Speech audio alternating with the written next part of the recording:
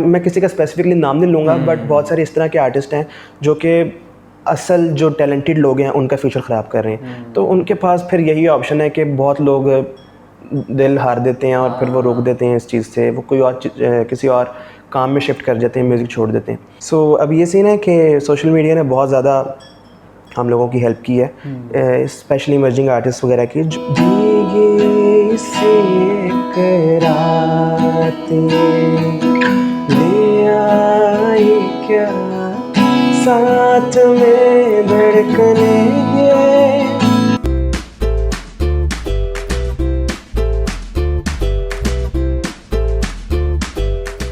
अस्सलामुअलैकुम ख़वातीनो हज़रात, welcome back to a brand new episode of the local podcast. मैं हूं आपका होस्ट राग़िब और आज जो हम आपके सामने गेस्ट लेकर आए हैं, एक emerging talent of Pakistan. What a brilliant singer. मैं वाकई इनकी आवाज़ का फ़ैन हूँ। ब्रिलियंट सिंगर, बहुत खूबसूरत आवाज़ है। Please welcome Mudabbir Khan. Thank you so much Mudabbir कि आप द लोकल पॉडकास्ट में आए। We feel really great to have you on the. Thank you so much and thank you for calling me here. कोई मसला ही नहीं मुदब्बिर, अपनी जर्नी के बारे में बताओ, किस तरीके से शुरू किया और अब अपना स्टूडियो खोल लिया माशाल्लाह माशाल्लाह। या अल्हम्दुलिल्लाह। So it's a basically very long journey. It started when my mom gifted me a violin. उन्होंने मुझे बोला था कि जब तुम पास होगी अपनी 8th ग्रेड तो तुम्हें मैं वायलिन गिफ्ट करूँगी। So I was really excited for that. तो जब पहली दफ़ा वायलिन घर पर आया, खैर मुझे बजाना तो नहीं आता था और ऐसा इंटरेस्ट भी नहीं था उस टाइम में म्यूज़िक के अंदर मेरा, बट ये है कि वो इंस्ट्रूमेंट देखते हैं ना, छोटा बच्चा होता है इंस्ट्रूमेंट देखता है तो वो बड़ा खुश होता है कि ये क्या चीज़ है। हाँ, तो वो ही सीन हुआ मेरे साथ और मैं बहुत खुश हुआ। फिर आहिस्ता आहिस्ता मैंने यूट्यूब वगैरह पर ट्यूटोरियल्स वगैरह देखे कि इसको बजाना किस तरह। बट ऑफ कोर्स वो एक टॉय वायलिन था तो इतना ज़्यादा वो प्लेबल नहीं था, बट फिर मेरा शौक डेवलप हुआ कि I have to pursue this thing. Interest पैदा होता है बच्चे का। फिर मैं गाने बहुत सुनता था हेडफोन्स पे, डिफरेंट हेडफोन, मेरे पास महंगे महंगे हेडफोन्स होते थे गाना सुनने के लिए। किसको ज़्यादा सुनते थे उस टाइम पे? तो आपको पता है अरिजीत सिंह बहुत ज़्यादा फेमस था, फेमस हुआ था रिसेंटली उस टाइम पर, तो अरिजीत सिंह को मैं बहुत ज़्यादा सुनता था। और सेकेंडली फिर Bilal Saeed is one of my favourite singers of Pakistan. तो मेरा बहुत बड़ा इन्फ्लुएंस है उस इंसान का मेरे ऊपर, मेरी म्यूज़िक के ऊपर। तो ये एक छोटी सी जर्नी थी कि हाउ इट स्टार्टेड। तो वायलिन को, मतलब लोग होते हैं ना कि वायलिन आया है, अब मैं इंस्ट्रूमेंट की तरफ ही जाता हूँ, इंस्ट्रूमेंट बजाने को ही आगे एज अ कैरियर परस्यू करता हूँ, यू नो। तो वायलिन से शिफ्ट क्यों किया सिंगिंग की तरफ? So it's a very funny thing, funny story है। तो मैं आपको बताता हूँ कि एक हमारी फैमिली में शादी थी। अच्छा। तो उस टाइम ना नया नया गाना आया था अमरिंदर गिल का, he is a singer from India. उसका गाना आया था यारियाँ। तो वो मैंने सुना और मैंने ना उसको रटा लगाया कि मैं ना इसको याद करूं, बिकॉज वो मुझे गाना बहुत पसंद था पर्सनली। अच्छा। तो अब वो शादी थी तो वहाँ पर ना एक वो सिंगिंग का माहौल आपको पता है शादियों में होता है अक्सर, मेहंदी वगैरह पे। तो वहाँ पर मुझे लोगों ने कहा कि ना गाओ, कुछ गाओ, क्योंकि तुम थोड़ा सा म्यूज़िक के इन्फ्लुएंस हो गए हो अब तो तुम गाओ। तो मैं मोटा सा होता था, बड़ा अजीब सा एक बच्चा छोटा सा, और बड़ी सी बरीक सी आवाज़ में उसने गाना गाया तो सारे बहुत खुश हुए। कितने साल के थे उस वक्त? उस टाइम आई वॉज लाइक 9 और 10। ओह अच्छा। 9-10 साल का बच्चा। तो और मैंने गाना गाया तो सारे बहुत खुश हुए, बहुत अप्रिशिएट किया सबने कि यार बहुत अच्छा गाया। तो वो एक सीन था कि यार अब तो यही करना है, अब तो सिर्फ गाना है, ये वायलिन कुछ नहीं होता है बस गाऊंगा। तो फैमिली सपोर्ट थी यानी? फैमिली सपोर्ट मेरी शुरू से थी। मेरे अब्बू बेसिकली उनका बैकग्राउंड एक्टिंग की तरफ से है और वो पीटीवी के बहुत सारे ड्रामे कर चुके हैं। तो समझे एक जेनेटिकली भी आता ही है इंसान के अंदर। So this was the story कि मैं सिंगिंग को क्यों परस्यू किया। तो आगे जब आपने अपने स्कूलिंग और कॉलेज में शुरू किया काम, तो उसमें भी आपने सिंगिंग पे ही ज़्यादा फोकस किया या? सो मेरा जो इनिशियल स्टडीज़ थी वो सिटी स्कूल मुस्लिम टाउन कैंपस से मैंने की। और वहाँ पर एज सच कोई स्कोप नहीं था ना सिंगिंग वगैरह का, या एज सच कुछ भी नहीं था कि सिंगिंग होती हो। हाँ, एक लड़का था वहाँ पर जो कि सिर्फ गाता था। तो अब टीचर भी वहाँ पर हमारे थे, टीचर सर शोएब अब्बास। तो वो बहुत जाने माने टीचर हैं और अब वो खैर कबाली वगैरह करते हैं, बट वो पॉइंट नहीं है। पॉइंट ये है कि वहाँ पर सिंगिंग का ऐसा कोई स्कोप नहीं था, तो मुझे बहुत शौक था कि मैं गाऊँ। तो वो जो एक लड़का गाता था मैं उसके पास बैठता था जाके, सिर्फ उसी को पूरे स्कूल में ना गिटार प्ले करना आता था। तो मैं उससे पूछता था यार तुम कैसे करते हो, तुम सीखते हो, ये है वो है। तो वो ना बहुत शौक़ सा था और वो बताता भी नहीं था। खैर तो आहिस्ता आहिस्ता मैंने टीचर से बात की, मैंने कहा सर मैं भी गाता हूँ, मुझे भी सुने। उन्होंने सुना, उन्होंने बोला कि यार तुम गा सकते हो बट अभी प्रैक्टिस नहीं है। मैं जाहिर बात है, एक बच्चा है वो सिर्फ सुन सुन के गाता है तो उसकी क्या ही प्रैक्टिस होगी। तो सर ने मुझे बुलाया एक दफ़ा कि तुम गाओ। तो इस तरह वहाँ पर मैंने थोड़ा बहुत सर से सीखना शुरू किया, सर ने मुझे सिखाना शुरू किया, लेकिन वहाँ पर कोई मुझे अपॉर्चुनिटी नहीं मिली। अच्छा। और वहाँ का म्यूज़िक बैकग्राउंड उस स्कूल का इतना ख़ास नहीं था, तो वहाँ पर ये प्रेसिडेंटशिप वगैरह भी कुछ नहीं था। बट ये था कि मैंने सोचा था कि एटलीस्ट प्रेसिडेंट होता तो है, बेशक वो कुछ करता नहीं है बट वो होता है वहाँ पर। तो मैंने सोचा मैं यहाँ पर बनूंगा ज़रूर, एक दिन तो ज़रूर बनूंगा। मैंने लिटरली 14 साल उस स्कूल में गुजारे हैं, प्ले ग्रुप से लेके ओ लेवल्स तक, और ओ लेवल से निकलते मैं वहाँ का प्रेसिडेंट था। वाह, ये बेहतरीन। मुदब्बिर, कमिंग टू द इवेंट्स, कोई इवेंट्स, प्रोमिनेंट इवेंट्स जो अभी तक याद हो, जिनकी बड़ी अच्छी परफॉर्मेंस गई हो अपनी थ्रू आउट जर्नी में? इवेंट्स मैंने बहुत सारे किए हैं। After completing my O levels मैं सिटी स्कूल रावी कैंपस में चला गया और वहाँ से मैंने ए लेवल्स किया। और ए लेवल्स 2 साल का होता है, तो 2 साल के अंदर ही मेरे पास इतनी सारी अपॉर्चुनिटीज़ आई, डिफरेंट कॉम्पिटिशन्स आए पूरे लाहौर में। और उसके अंदर मेरे टीचर ने मुझे फ़ोर्स किया, मेरे टीचर हैं सर सबात हुसैन, उनकी बहुत इज़्ज़त करता हूँ। तो उन्होंने मुझे फ़ोर्स किया कि ऑल पाकिस्तान म्यूज़िक कॉन्फ्रेंस आ रहा है, उसके अंदर आपने ज़रूर जाना है। और उसके अंदर कैटेगरीज़ होती हैं, सेमी क्लासिकल, क्लासिकल, फोक और गीत आई गेस। तो सेमी क्लासिकल के अंदर मुझे वो ट्रेन करके स्पेशली लेके गए। अनफॉर्चुनेटली मेरी कोई पोजीशन नहीं आई, but it was a really good experience because वहाँ पर बहुत टैलेंटेड क्लासिकल सिंगर्स होते हैं। बहुत बड़ा इवेंट होता है और बहुत डिफ़िकल्ट होता है। इस तरह के गैदरिंग में आप स्टेज पर भी चढ़ के सिर्फ 2 लाइनें गाना बहुत बड़ा जज्बा चाहिए होता है आपको। तो क्या कोई एंजाइटी थी, क्या था? एंजाइटी तो ऐसा सच नहीं थी, बस कॉन्फिडेंट तो था मैं अपने ऊपर। बट ये होता है ना कि हमने कभी क्लासिकल गाया नहीं है या उस तरह से हमने कभी सीखा नहीं है। शुरू से ही हम इंडियन सिंगर्स, पाकिस्तानी सिंगर्स को सुनते आए हैं, तो वो रुझान जो था वो उस तरह क्लासिकल की तरफ कभी गया नहीं। बट ये हुआ कि वहाँ पर परफॉर्म किया, काफ़ी एक्सपीरियंस मिला, नए नए लोग मिले जिनसे काफ़ी कुछ सीखने को मिला। सिंगर से भी आप इंटरेक्ट करते हो उनके साथ आगे फिर कोलैब्स वगैरह? या recently I met Asim Azhar, उससे मैं मिला और उसका रिलीज़ था उसकी एल्बम का। तो वहाँ पर मैंने उसको अपना गाना भी सुनाया and he said it's really catchy song. तो वो एक बहुत अच्छा एक्सपीरियंस था। मोटिवेशन मिलती है जब नया कोई आर्टिस्ट, बड़ा आर्टिस्ट आपको इस तरह मोटिवेट करता है। सही बात है मुदब्बिर। आसिम अज़हर को तो आपने गाना सुना दिया है, हम भी गाना सुनना चाहते हैं आपका।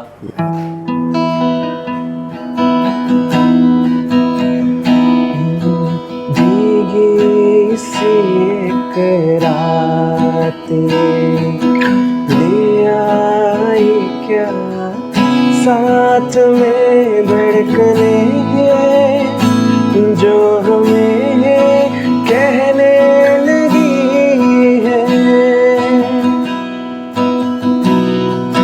खामोशी के दरमियां कब छाई थी बात ये धड़कने जो हमें कहने लगी है।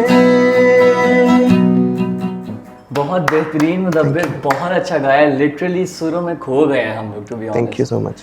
अच्छा, आपका अपना स्टूडियो भी है मैंने सुना? किस नाम से है? MK रिकॉर्ड्स मेरा स्टूडियो का नाम है। और अभी मैं सोचूंगा कि मैं इसका नाम चेंज करूँ, कोई इंटरेस्टिंग नाम रखूँ। बिकॉज MK मीन्स मुदब्बिर खान, सो ये बहुत ही कॉमन चीज़ है। सो इनिशियली मैंने ये नाम रखा हुआ राइट नाउ, बट मैं कोई इंटरेस्टिंग सा नाम सोच के तो फिर वो रखूँगा। बट कोई भी बंदा रिकॉर्डिंग्स वगैरह करवाना चाहे तो वो आ सकता है। तो अभी तक कितने गाने रिलीज़ किए हैं, क्या सीन है? मैंने अभी तक अपने ऑलमोस्ट 13 ओरिजिनल ट्रैक रिलीज़ कर चुका हूँ मैं अपने, जो कि मैंने लिखे भी खुद हैं, प्रोड्यूस भी खुद किए हैं, कंपोज भी खुद किए हैं। So it's like a one man army thing. तो क्या चीज़ मुश्किल है? लिखना मुश्किल है, कंपोज करना मुश्किल है, प्रोड्यूस करना मुश्किल है? किस चीज़ में थोड़ा लैक करते हो या मुश्किल लगता है? लैक तो अल्हम्दुलिल्लाह किसी चीज़ में भी नहीं करते हैं, बट लिखने का डिफरेंट प्रोसीजर होता है, हर गाने पे डिफरेंट होता है। अब जिस तरह आप कहीं ट्रैवल कर रहे होते हो और कोई अच्छा व्यू देखते हो या फिर कोई अच्छा फील करते हो कभी, तो समटाइम्स आपको कुछ लाइंस ना खुद ही आ जाती हैं, मूड पे डिपेंड करता है आपके।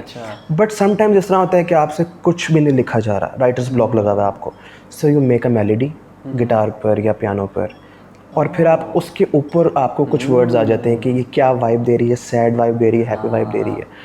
तो ये एक मेरा प्रोसीजर होता है। बिल्कुल कभी भी इस तरह नहीं हुआ कि मैं हमेशा पहले लिखता हूँ फिर म्यूज़िक बनता है। इट्स ऑल अबाउट कि कब क्या चीज़ हो रही है आपके साथ। लेकिन लिखने की अगर हम बात करें, गाने काफ़ी लाइनें जो हैं उनके राइम करते हैं, पहली लाइन राइम की दूसरी से राइम कर रही होती है, मिल रही होती है, तो इसको किस तरीके से कोप अप करते हैं? क्योंकि चलो जहन में तो आ गया कि ये लाइन लिखनी है, कभी आप ट्रैवल कर रहे हो या कहीं मूड के हिसाब से, लेकिन राइम करना और लफ्ज़ों को साथ साथ रखना, उसका क्या सीन है? सो सीन ये होता है कि आप कभी भी म्यूज़िक में तब तक नहीं आते जब तक आप लिसनिंग नहीं करते हो। आप लिसनिंग करते हो, डिफरेंट आर्टिस्ट वगैरह को सुनते हो, और फिर आप इस फेज़ पर पहुंचते हो, इस स्टेज पर पहुंचते हो कि जहां आप अपने गाने लिखने के कैपेबल हो जाते हो। तो सुन के कि लोग क्या कर रहे हैं, क्या लिख रहे हैं, किस तरह वो शायरी बना रहे हैं, उनको सुन के समटाइम्स ये भी होता है कि कोई आप गाना लिख लेते हो, कंपोज कर लेते हो, एंड पीपल से कि यार ये तो कॉपी है। अच्छा, या बहुत दफ़ा होता है इस तरह। फिर you have to change something, few lines change कर लेते हो या मेलोडी चेंज कर लेते हो। फिर आप ये भी अगले को मुंह पे नहीं ना कह सकते कि इट्स अ कॉपी, बिकॉज वो जनरली कॉपी नहीं होती। It's kind of an inspiration जो आप उनसे लेते हो, जो उनकी इंस्पिरेशन जो आपके ऊपर इन्फ्लुएंस होती है वो आपके काम में भी नज़र आने लग जाता है। सही बात। अब जैसे मेरा मोस्ट फेवरेट आर्टिस्ट पाकिस्तान का है बिलाल सईद। अब मैं बहुत ज़्यादा सुनता हूँ बिलाल सईद को, तो मेरे म्यूज़िक के अंदर भी आपको बिलाल सईद वाला म्यूज़िक फील होगा, कहीं ना कहीं फील होगा। सही बात। तो ये चीज़ मैं बहुत ज़्यादा फील करता हूँ। बिलाल सईद का कोई फेवरेट गाना? 12 साल। 12 साल फेवरेट? 12 साल इज़ माई फेवरेट सॉन्ग। वो उसका भी फेवरेट होगा। अच्छा, डेफिनेटली। या I saw a tattoo here written 12 साल। नाइस। अच्छा, अगर हम पाकिस्तान में म्यूज़िक इंडस्ट्री की बात करें तो how do you think music industry right track पे है? आगे फ्यूचर आर्टिस्ट क्या फ्यूचर है, किस तरीके से चल रही है? सबसे पहली बात तो ये बहुत ही एक अजीब सा सवाल है इस तरह से कि जो पाकिस्तान में लोग सुनने वाले बैठे हुए हैं ना, उनको आई डोंट नो व्हाई अजीब चीज़ें पसंद आ रही हैं आजकल। सबसे बड़ी बात ये कि डिफरेंट आर्टिस्ट हैं। मैं ये नहीं कहूँगा कि कोई बहुत बुरा गा रहा है, कोई बहुत अच्छा गा रहा है, सारे मेहनत कर रहे हैं, सारे आर्टिस्ट हैं। बट जो आवाम ने सुनना है ना, वो यही सुनना है, या तो ढिंचक पूजा को सुनेगी या तो वो इस तरह की चीज़ें सुनेगी। लेकिन वो डिफरेंट भी तो है ना, आवाम शायद डिफरेंट चाह रही हो। डिफरेंट चाह रही हो, बट फिर जो ओरिजिनली टैलेंटेड हैं, जो वाकई टैलेंटेड लोग हैं, वो कहाँ जाएं? उनका तो फ्यूचर ख़राब कर रहे हैं ये लोग। ठीक है, तो मैं किसी का स्पेसिफिकली नाम नहीं लूँगा, बट बहुत सारे इस तरह के आर्टिस्ट हैं जो कि असल जो टैलेंटेड लोग हैं उनका फ्यूचर ख़राब कर रहे हैं। तो उनके पास फिर यही ऑप्शन है कि बहुत लोग दिल हार देते हैं और फिर वो रोक देते हैं इस चीज़ से, वो कोई और किसी और काम में शिफ्ट कर जाते हैं, म्यूज़िक छोड़ देते हैं। बट इस तरह नहीं करना चाहिए उनको, और जो दिल कह रहा है ना वो करते रहना चाहिए, बिकॉज लोग किसी हाल में खुश नहीं है। ट्रू। और आजकल के दौर में अगर हम देखें तो सोशल मीडिया की बहुत ज़्यादा ताकत आ गई है। मतलब काफ़ी सिंगर्स अब प्लेटफॉर्म की ज़रूरत नहीं है आई थिंक इतना। अब आप खुद ही अपना अकाउंट बनाओ and you start posting videos और पीपल लाइक करेंगे। तो हाउ डू यू थिंक कि ये किस तरीके से इन्फ्लुएंस कर रही है स्टूडेंट्स को आगे आने में, और किस तरीके से? क्योंकि ये आज से 10 साल पहले या 15 साल पहले ऐसे नहीं होता था। You need a platform. आप देखते थे कि भाई नेस्कैफे बेसमेंट तक पहुंचना है, फ्लाइंग जगह पहुंचना है। सो अब ये सीन है कि सोशल मीडिया ने बहुत ज़्यादा हम लोगों की हेल्प की है, स्पेशली इमर्जिंग आर्टिस्ट वगैरह की, जो लोग ऑलरेडी, जो सिंगर्स ऑलरेडी इस्टेब्लिश्ड हैं अपने पास्ट में गाकर, स्पेशली आतिफ असलम, उस टाइम जुल्फ़ी ले लें आप, ये लोग इस्टेब्लिश्ड आर्टिस्ट हैं। बट जो यंग इमर्जिंग आर्टिस्ट हैं उनके लिए इंस्टाग्राम, फेसबुक, यूट्यूब, जितना सोशल मीडिया, यही एक चीज़ है, यही एक प्लेटफॉर्म है जहाँ से ये लोग अपने गाने रिलीज़ कर सकते हैं। अब पाकिस्तान में सबसे ज़्यादा एज ए सिंगर जो लोगों को मैं रिकमेंड करूँगा वो ये है कि specially just don't post on Instagram. आप अपना इंस्टाग्राम तो बिल्ड कर ही रहे हो, but you should build your Spotify, because आपकी ज़्यादा अर्निंग जो है, जो आप अपना कंटेंट पोस्ट कर रहे हो, उससे ज़्यादा अर्निंग आपकी स्पॉटिफाई से होगी, और स्पॉटिफाई के लिसनर्स बहुत ज़्यादा मैटर करते हैं। इंस्टाग्राम पे तो आप पैसे लगा के बूस्ट कर देते हो पोस्ट को, और समटाइम्स इस तरह प्लेटफॉर्म्स जो होते हैं डिफरेंट सोशल मीडिया, इनका एल्गोरिथम भी शिफ्ट करता रहता है, आपको पता है, कभी डाउन हो जाता है, कभी अप हो जाता है। And if you are continuously boosting your post पैसे लगा कर, तो इंस्टाग्राम का एल्गोरिथम भी इस तरह कर देता है कि वो जब आप ऑर्गेनिकली कुछ चीज़ चाह रहे होते हो कि आपके पास व्यूज़ आए, तो फिर वो नहीं आते। इंस्टाग्राम भी कहता है कि हम लगाओ पैसे। How about YouTube? काफ़ी लोग यूट्यूब पे भी अपने कवर्स और ओरिजिनल्स पोस्ट कर रहे हैं। सो यूट्यूब टेक्निकली इंस्टाग्राम से डिफरेंट चीज़ है बिल्कुल ही, तो उसके लिए आपको बहुत ज़्यादा कंसिस्टेंट रहना पड़ता है, ये बात तो है। ठीक है, अब इंस्टाग्राम पर लोग जैसे स्क्रॉल करते करते आपकी कोई भी कंटेंट आ जाता है आपके सामने, तो लोग वो देख लेते हैं, ना चाह कर भी वो देख लेते हैं। बट यूट्यूब एक ऐसी चीज़ है कि जब तक आप सर्च नहीं करोगे, या फिर अगर आपके रिकमेंडेशन में वो चीज़ नहीं आ रही, तो लोग नहीं देखेंगे। तो you have to be consistent YouTube चलाने के लिए। और मैं ज़्यादातर लोगों को यही रिकमेंड करूँगा कि यूट्यूब एंड स्पॉटिफाई, ये आपकी मेन चीज़ें हैं for the earning and for recognition. इनको सबसे ज़्यादा आप फोकस करो। ट्रू। लास्टली मुदब्बिर, हम अब एंड कर रहे हैं, तो you have a lot of struggle. आप किस तरीके से ऊपर आए, शुरू में वायलिन, फिर लोग गाने नहीं देते थे, अब आहिस्ता आहिस्ता गाना शुरू किया है, कॉन्सर्ट्स।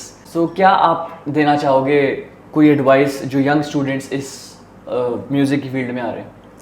यार एडवाइस मेरी सबके लिए एक है कि लोग किसी हाल में खुश नहीं होंगे। जेलसी भी होती है, सब कुछ होता है। लाइक अगर आप एक काम अच्छा कर रहे हो ना तो लोग आपको खुश तो होंगे, ऊपर ऊपर से होते हैं। ये जेन्युइन बात है कि लोग ऊपर ऊपर से खुश होते हैं, बट अंदर अंदर से जेलसी होती है।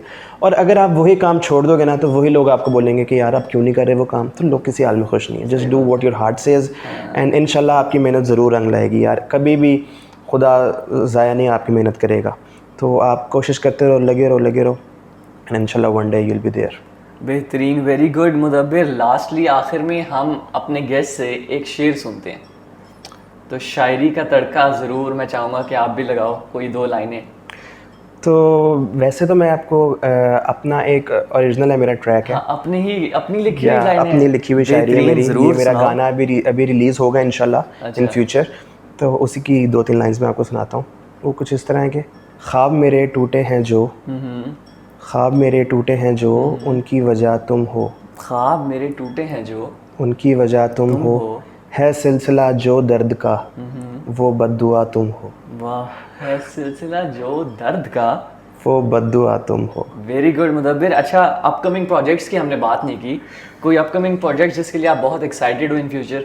अपकमिंग प्रोजेक्ट्स तो एज सच आते रहते हैं, डिफरेंट आते रहते हैं ना। अक्सर होता है कि मैं स्टूडियो में बैठा हुआ एंड गेट अ कॉल कि यार ये काम है, ये बड़ा प्रोजेक्ट आ गया। तो एक्साइटेड तो उस टाइम होता है बंदा, बट आपको पता है वो हर चीज़ में मेहनत होती है ना। तो बंदा भागता ज़रूर है दूर मेहनत से, लेकिन फिर करना पड़ता है because this is what I love the most, इसलिए तो मैं कर रहा हूँ।